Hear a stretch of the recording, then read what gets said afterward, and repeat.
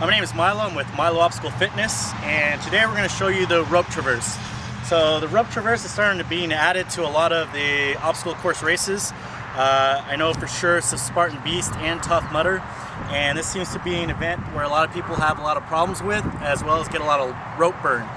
So there's a couple of ways to do this, and the first way I'm going to show you is actually the all-on-top method. This is the method that we used while I was in the Marine Corps. It works really well. The only thing is that you feel a lot of pressure right in between your chest here. So what you're going to do first to get on top is that you're going to stretch out as far as you can, and you're going to hook this leg over this rope, and you're going to let the other leg dangle. So I'm going to put over, and then my foot right here is actually going to be securing, preventing me from rolling over, and this leg right here is going to provide a dead weight to help keep my balance. So when I stretch out and actually go on top of the rope, there's a couple things. Well, for guys, you want to make sure that everything's in the right place so you don't hurt yourself. And then for females, you just got to watch out for your chest, because your chest is going to lean right on here. So I'm going to stretch out as far as possible, and I'm going to put my whole body on this rope.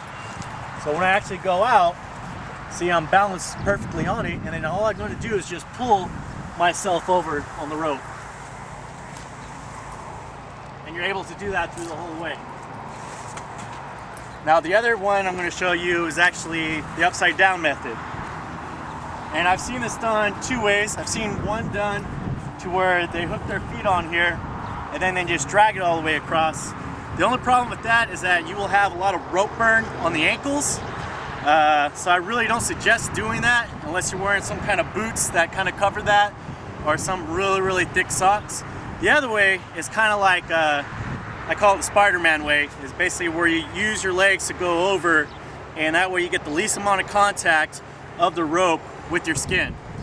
So what you do is when you start out, is go in,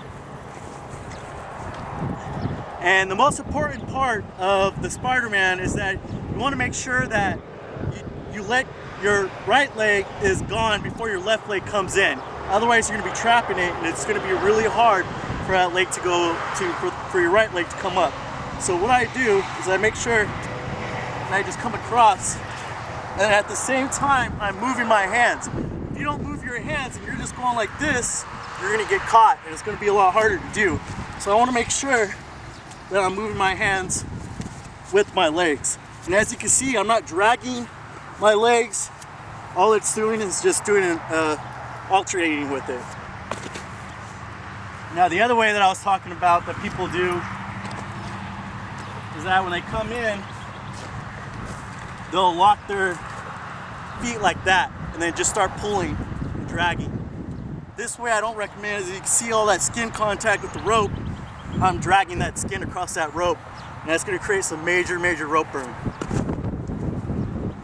And that's it for the rope traverse. And cut.